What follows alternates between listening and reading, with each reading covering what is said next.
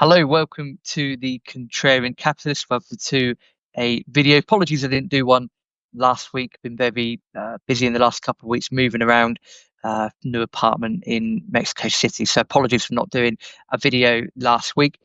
Plenty to go through on this video, and we will go through that in a bit. Just a couple of bits of housekeeping first. Those that were expecting the podcast with Justin Hoon, the Uranium Insider, that is scheduled to be recorded tomorrow on Friday, the 8th of August. And as usual, paid subscribers will have access to that first before that's released to the general public next week. And the weekly wrap and the weekly open, so the two flagship newsletters from the week, they're going to be renamed. So the weekly wrap, as you know, which comes out on a Friday, that's going to be called the commodities wrap. And then what is called the weekly open is going to be changed to the market wrap. So there's going to be a weekly wrap for commodities and effectively a weekly wrap for major indices, things like the VIX index, the dollar index, those sorts of things. And that's also then going to come out rather than Sunday afternoon. That's going to come out on Sunday mornings. So the reason for that is to make things a bit clearer. And I was discovering that although it's called a weekly open, we weren't really looking to the week ahead. It was more of a wrap from the week just gone. So those couple of bits of housekeeping aside, the other thing that you'll see a lot more of in newsletters and things moving forward is two buttons. There'll be an upgrade to paid button for those that want to take the leap from being a free subscriber to a paid subscriber. So again, access to all the newsletters, early access to all the podcasts as well.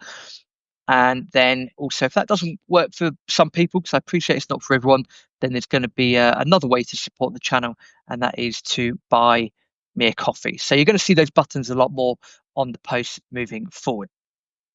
Right, housekeeping aside, let's have a look at some key stories going around the world. I'm going to start back at home in the UK because, and I'll try not to get on my political high horse with this.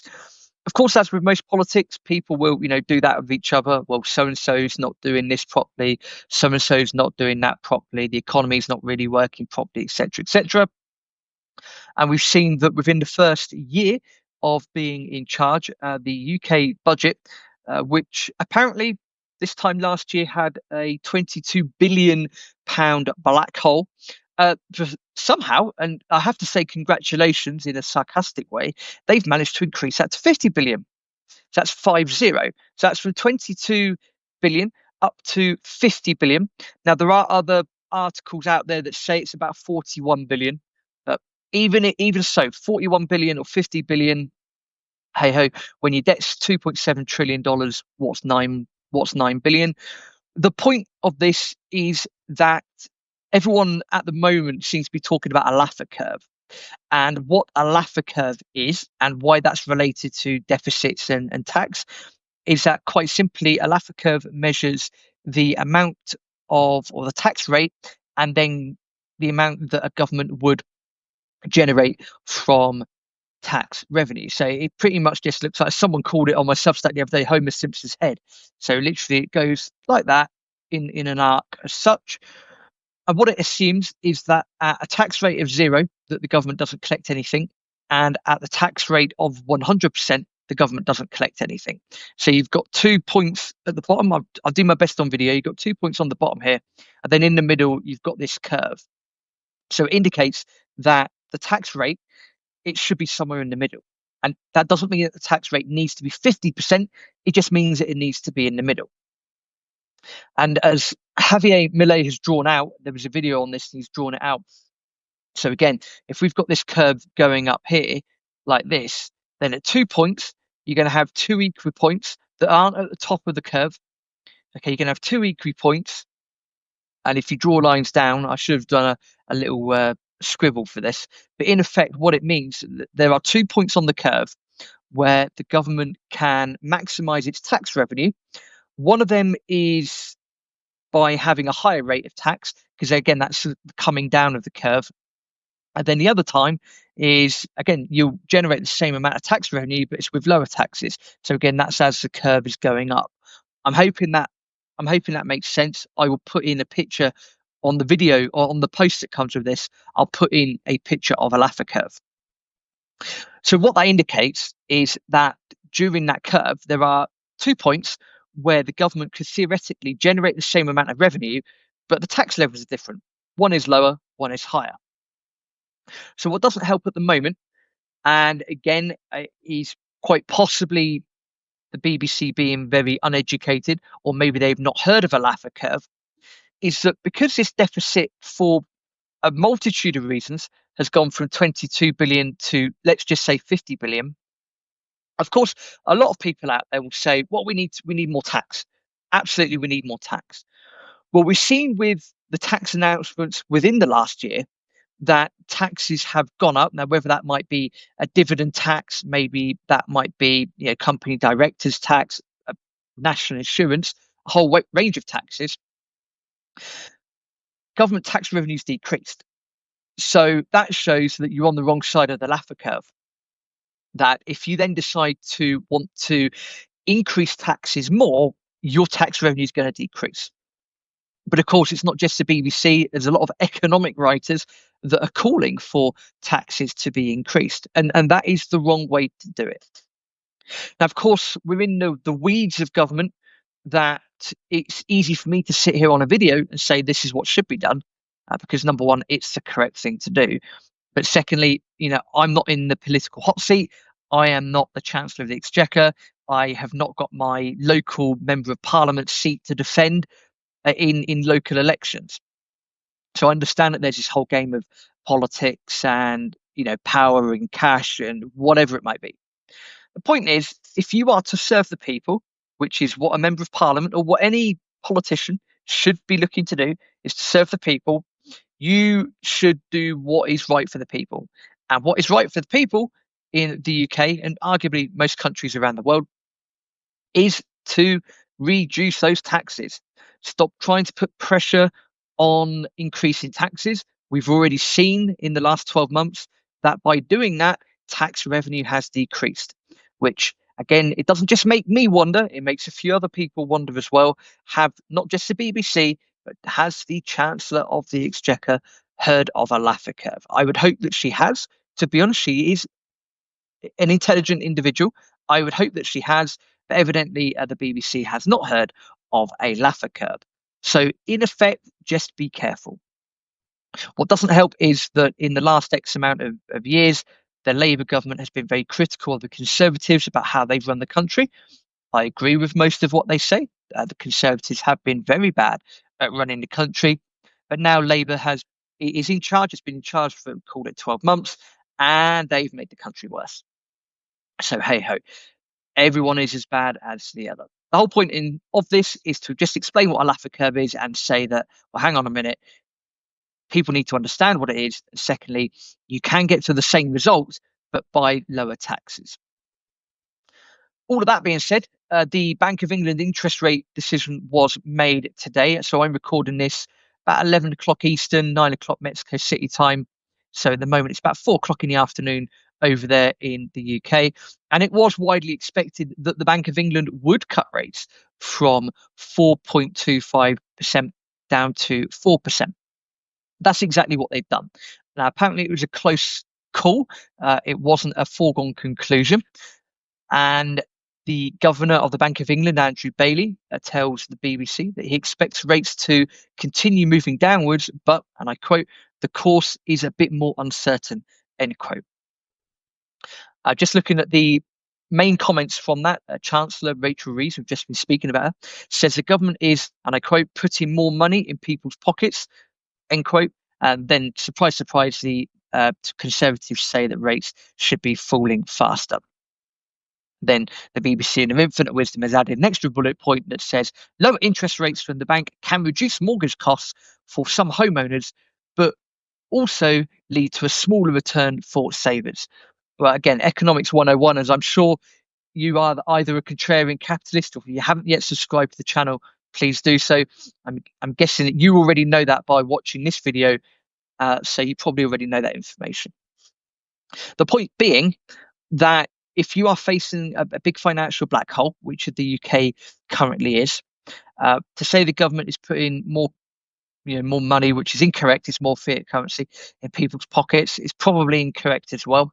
Conservatives saying the rates should be falling faster, and then the BBC coming up there with Economics 101 to thank you for doing that. Ultimately, the interest rates, there are two ways to look at this. A lot of people say that they should go a lot lower, and I believe that they will, but that is the wrong decision. They actually should go the other way. They should go higher. I'm in Peter Schiff's camp there. They should go higher. They should not go lower. However, being a property investor, a real estate investor with my interest rate hat on, the lowering of interest rates do pose a benefit if you try to lock in more of a long-term mortgage for not just your own home, but also your investment properties as well. So it actually does make potentially buying a home a bit more attractive as well. We're seeing similar things with the Federal Reserve, of course, over in the USA as well. Are they going to cut? When's the next meeting, which is in September? It's widely reported and rumored that the Fed will cut. Again, I'm not sure what's going to happen there. I thought they would cut in May and June, but again, Powell, like him or loathe him, he's probably been making the right decisions, to be fair. And again, I'm in the camp of Peter Schiff. The rates should go much higher. If they do go lower and they do drop in September, just like we've seen again with the Bank of England today on Thursday, the 7th of August, what that means is, if we look at the bigger picture, is that if rates continue to decline or continue to fall, you are going to exacerbate the rate of inflation. And by doing that, what's going to happen is you're going to likely to go back to the printing presses. It's happened before. It will likely happen again. And what that means is that you're going to have more currency units, more fiat currency units, whether it be a pound coin, whether it be a US dollar. Those currency units are likely then going to be chasing the same amount of goods or fewer. Now, that will lead to inflation, an increase in the money supply in itself is inflation. I know there's different definitions out there, but I'm trying to keep it as simple as possible. Therefore, no matter what happens, whether it's interest rates going down, whatever it might be, inflation is going to rear its ugly head again. Therefore, if you're looking to protect yourself against that, what you should be looking to do, this is not financial advice, this is just having a chat about what's happening moving forwards. Gold, silver, you can put platinum in that list if you want. Hard assets, real assets. Yes, you could even put property in there, land in there as well. I think they are the things that have happened before in financial history, things that have helped to protect before, things that would likely help to protect again moving forwards. So I imagine most people watching this video already have a position in physical gold, physical silver. If you don't, I would highly suggest that you start researching that and take action that works for you. Again, that is not financial advice. This is for educational purposes only. But if we're looking at what's coming down the road with regards to the latest news, that's what's going to be coming down the road. Is we are going to see the printing presses fired up. You're going to see a lot more printing, and therefore, as a result of that, that is going to fuel inflation. And therefore, what is a good inflation hedge? What is a good way to protect yourself? That would be to own hard assets, physical assets. Voila, land, property, gold, silver. There you are. And you could actually put art in there as well, to be fair. But I don't know a lot about the art industry to be able to make any recommendations in the art industry. So hopefully that will help. That should help moving forwards. In reality, it's good to have a look at the news and it's good to have a look at what's happening and everything like that. But it is also good to take a step back and think, well, how is that going to affect people moving forwards? And what can we do to protect ourselves? And that's one of the aims of the Contrarian Capitalist channel in itself, is to be able to not just react to the news, but also have a look at it and then say, well, how can I go out and help people? And again, by doing videos such as this. This is why as I just moved to get some charts up. This is why we had the tagline on the channel: protect your wealth, defend your freedom, outsmart the system. And it's an honor and a joy to be able to do this and to serve yourselves and to just add as much value as possible. Just before we go into a couple of charts and just give you an idea of what's going on in the markets at the moment, another interesting article that has come up, and that is that Japan's population is falling. Apparently, there are 900,000 more deaths than births in 2024. Now, the reason I bring this up is that Roberto Rios, aka the Peruvian Bull, we done a podcast video about a month ago now, I think, and he went in depth into demographical challenges that Japan is facing. Not just demographics, but also looking at yen, the yen carry trade, and all aspects to do with Japan. He spoke about it very elegantly, very clearly. I'm going to put a link in the post that comes with this video. Again, I highly recommend you go and check that out either on Substack or on YouTube. So that's Roberto Rios and the Peruvian Bull. The reason I brought that back up is that everything that he said would happen, and again, we're talking about major demographic shifts, they are starting to happen. And again, that could lead to a depressed housing market in due course. That could lead to issues with bond yields. Again, the yen carry trade as well. I've done an article on that a while ago. I'll link to that in the post that comes with this video as well. So just bringing your attention to that. I'd recommend you go and check out the podcast at the very least. Looking at the markets, and again, apologies that my eyes are going to be sort of gazing away from this main screen, just looking at where we are at the markets at the moment. And as I said, I'm just recording this just after 11 o'clock Eastern on Thursday, the 7th of August. I imagine this will change between now and the end of the week. There's so much tariff news, and that's always changing. I'm not going to start getting involved in what's tariffed and what's not. So that's why I'm not mentioning tariffs on this video. I would say, though, that the biggest piece of gold news, rather than inflation concerns, is that gold inflows into ETFs through the first half of 2025 have hit the highest levels in about 5 years, and that's the latest data according to the World Gold Council. We're seeing a lot of undertones at the moment. Again, there are certain ETFs out there that people would highly recommend. I'm always the advocate for you need physical gold, you need physical silver.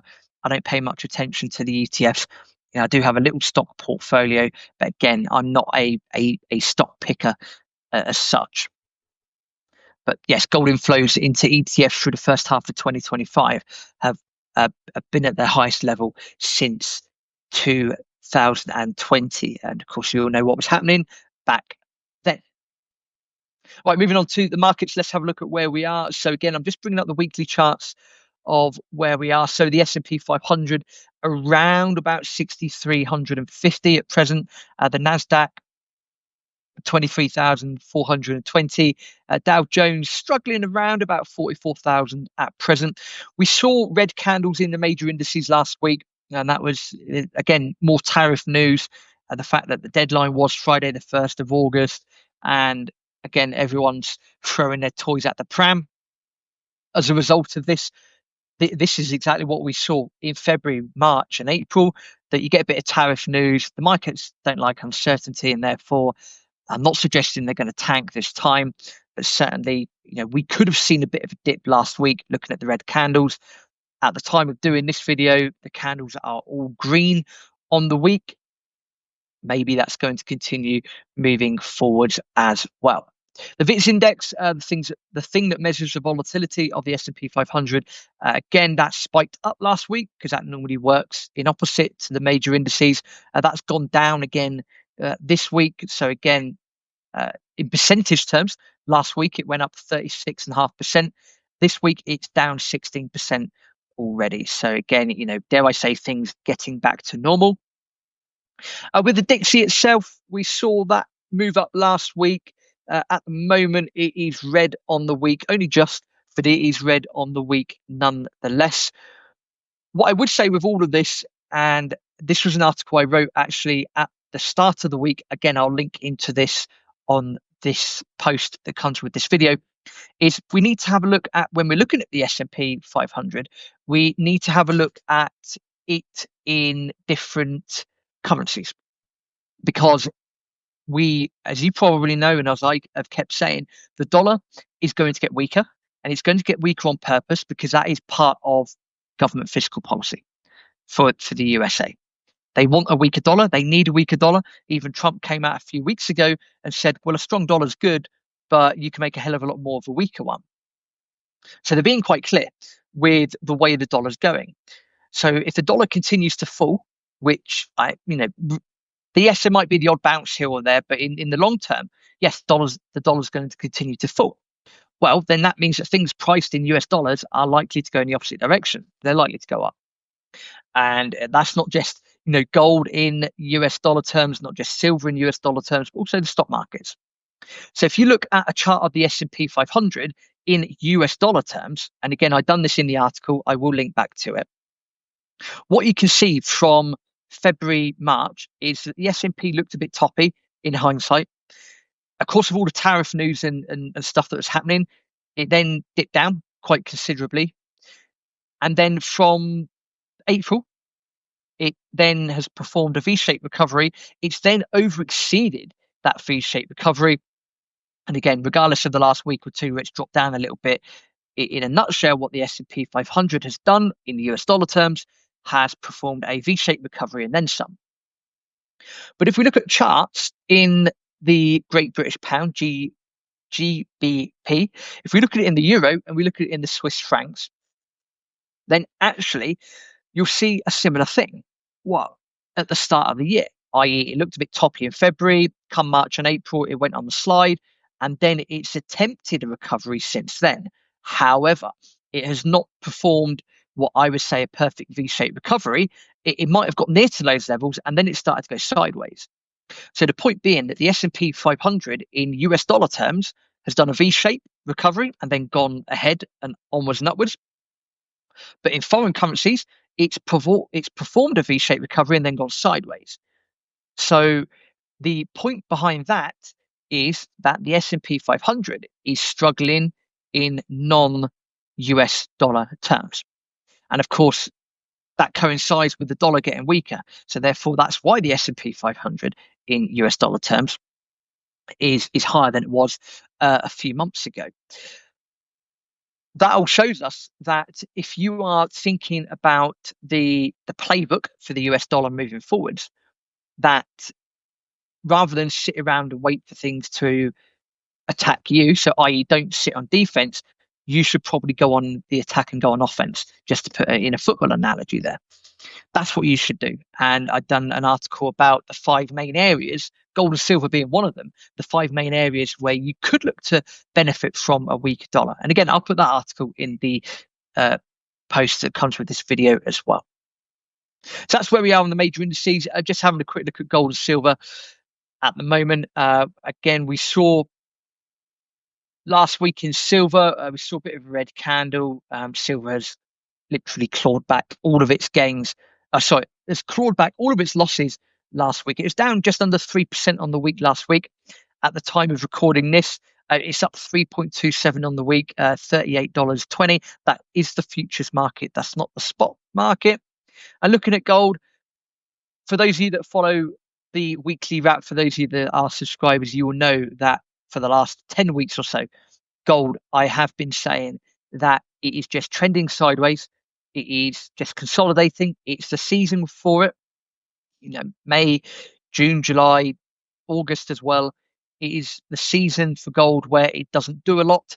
The fact that it's held firm and the fact that it is where it is now, which is just looking at it, just under $3,400. It's been in a tight trading range pretty much since mid to end April. To me, it is coiling. It is ready to go. I would not be surprised to see $4,000 by the end of the year. It is consolidating, and I think it's coiling and ready to spring to the upside. That's personal opinion there. And again, if we look at everything that's going on in and around the world, we are seeing, dare I say, a march to war.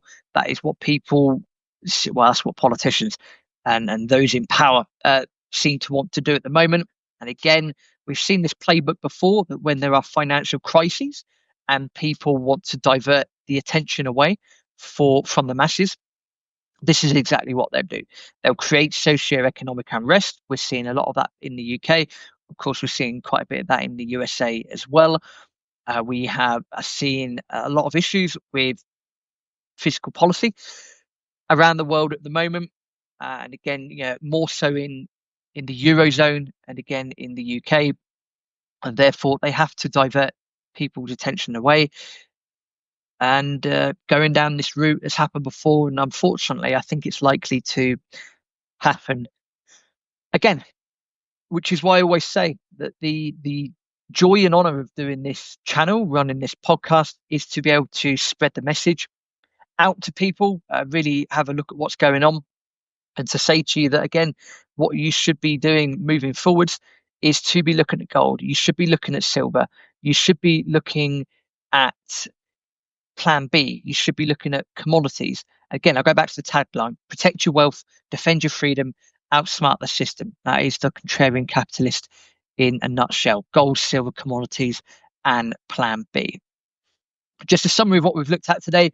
Went and had a look at the UK's fiscal black hole, 22 billion up to either 41 billion or 50 billion. It's getting worse. It is not getting better. We've then looked at a Laffer curve to suggest that what they should do is not increase taxes, is actually lower taxes, because ultimately you will end up then theoretically with the same amount of revenue. And again, you can end up with that revenue with higher taxes or lower taxes. Of course, lower taxes puts more cash in people's back pocket. It then enables cash to be spent more freely. Again, that will stimulate the economy and so forth. That's not just applicable to the UK, that's applicable to any economy out there. We've then looked at the Bank of England interest rate. That's dropped from 4.25 down to 4%. I think the Fed is likely to do the same over in September, but we will see. And ultimately, if they continue to drop, they shouldn't, but if they do, and they likely will, because of all the fiscal issues out there at the moment, that means that it's going to be inflationary. If that's inflationary, that means gold and silver, physical gold and silver, is or should be the place to be. That is not a financial recommendation, by the way.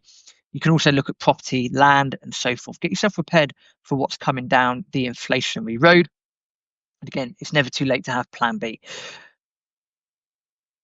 We have also looked at a quick look at the markets and what's going on. We've mentioned gold flows as well. Also mentioned that Japan's in 2024 had 900,000 more deaths than births. And again, there could be a demographic change, a big demographic change happening moving forwards. I mentioned a multitude of articles that I've either written or podcasts that I've recorded.